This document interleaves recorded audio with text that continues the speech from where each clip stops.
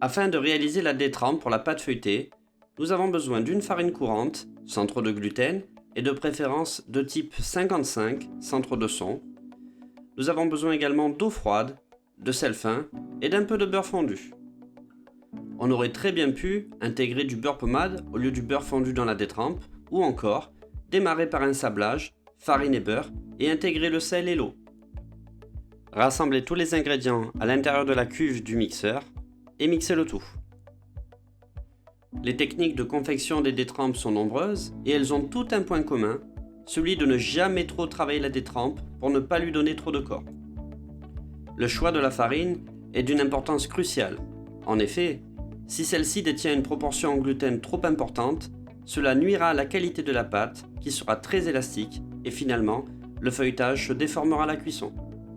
Pour mes mots, le gluten est une protéine qui est contenue dans la farine et qui a la propriété de générer de l'élasticité, de l'extensibilité et une ténacité au sein d'une pâte lorsque celle-ci est hydratée suffisamment et subit un travail mécanique.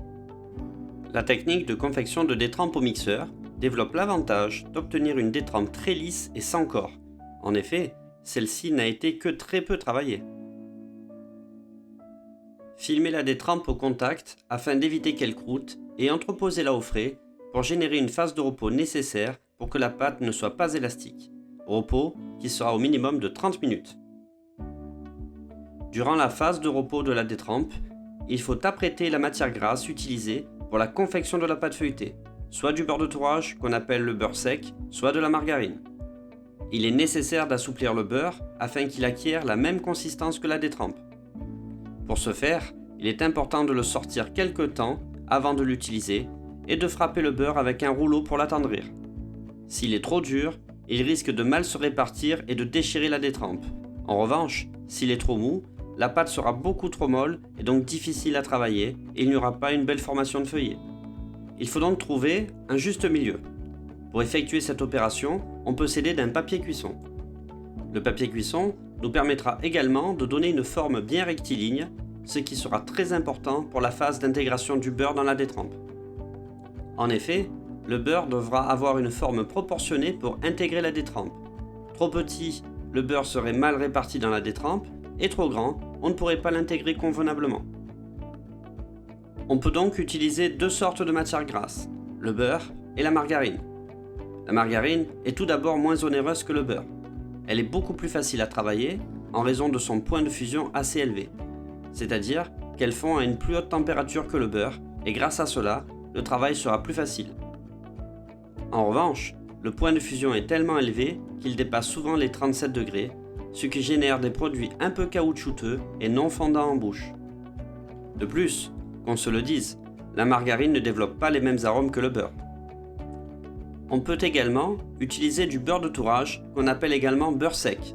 C'est en fait un beurre fractionné, c'est-à-dire qu'on a réalisé une sélection d'acides gras à haut point de fusion qu'on a assemblé pour former le beurre de tourage. D'ailleurs, celui-ci est beaucoup plus dur qu'un beurre classique fin ou extra fin. L'avantage du beurre est qu'il restitue un goût authentique, suave et très apprécié des gastronomes. En revanche, son prix ne cesse d'augmenter et son travail est beaucoup plus difficile.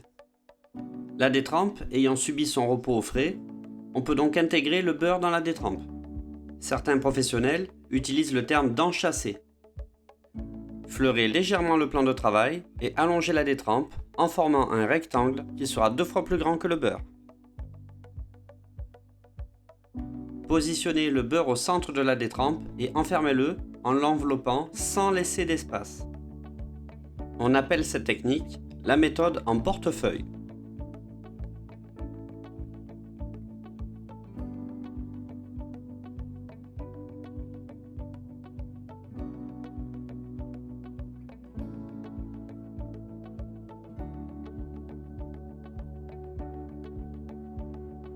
Mettre bien au carré le pâton en tapotant avec le rouleau sur les bords de la détrempe. Scellez la clé en effectuant une pression avec le rouleau. Donnez des petits coups de rouleau réguliers sur le pâton de façon à l'amincir légèrement.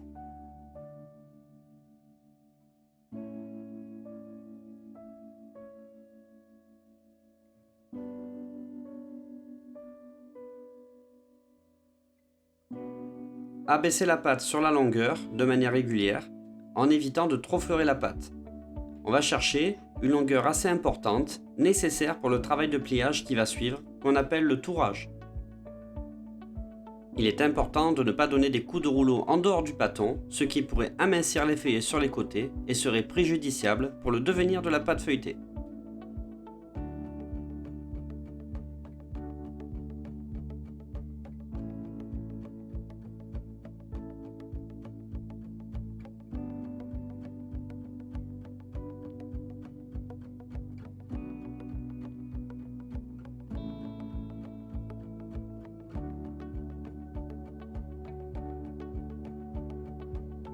Commencez par effectuer un tour double en rabattant la pâte qui va générer une superposition de couches plus importante.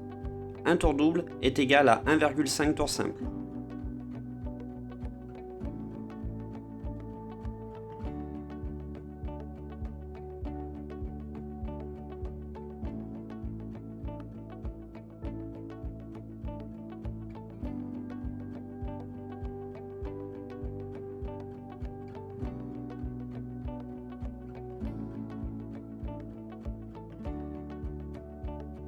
Pivotez la pâte d'un quart de tour de façon à avoir la clé, c'est-à-dire l'endroit où se joignent les pâtes, sur la droite, comme si on ouvrait un livre.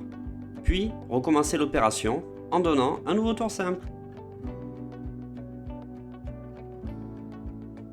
Globalement, une pâte feuilletée est composée d'un enchaînement de 6 tours simples. Mais on peut très bien enchaîner des séries de tours doubles et tours simples, ce qui fera gagner du temps. Certains professionnels s'arrêtent à 5 tours. Attention toutefois à ne pas dépasser les 6 tours simples, sous peine de voir les feuillets si fins qu'ils s'écraseront et ne seront plus une succession de couches. Effectuez le tour simple en rabattant un tiers de la pâte vers le centre et en essayant d'avoir des angles le plus droits possible, puis en superposant l'autre extrémité de la pâte sur le centre également. On obtiendra donc un tour simple.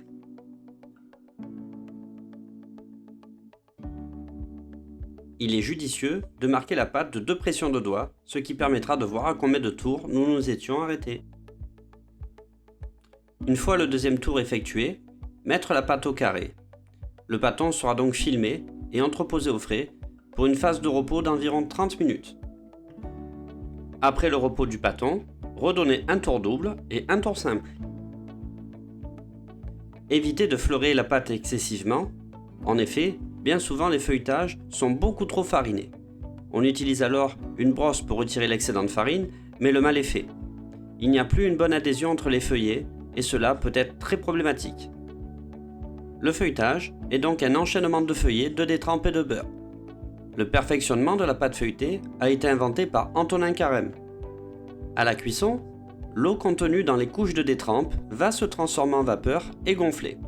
Cette vapeur va être emprisonnée par les couches de beurre qui va permettre un gonflement de la pâte dit en accordéon. Réalisez le tour double. Un tour double est donc égal à 1,5 tours simple. Mais si on regarde bien, on observe que lors d'un tour simple, il y a une superposition de 3 couches, alors que sur un tour double, il y en a 4. Nous ne sommes donc pas si loin d'un 1,5, mais pas tout à fait. En revanche, il est clair qu'un tour double n'est pas égal à 2 tours simples. Pivotez la pâte d'un quart de tour et abaissez de nouveau. Procédez maintenant au tour simple. Nous arrivons donc sur un pâton à 5 tours, 2 tours doubles et 2 tours simples, ce qui fait donc 5 pressions qui nous permettra d'identifier où le feuilletage en est.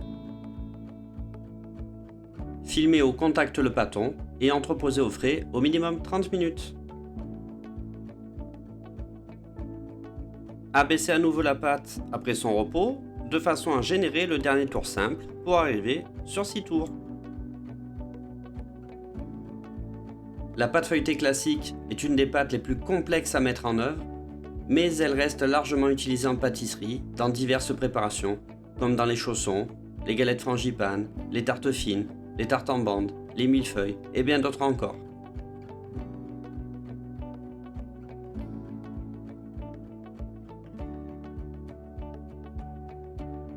La pâte est désormais terminée et nous l'indiquons avec 6 pressions de doigts.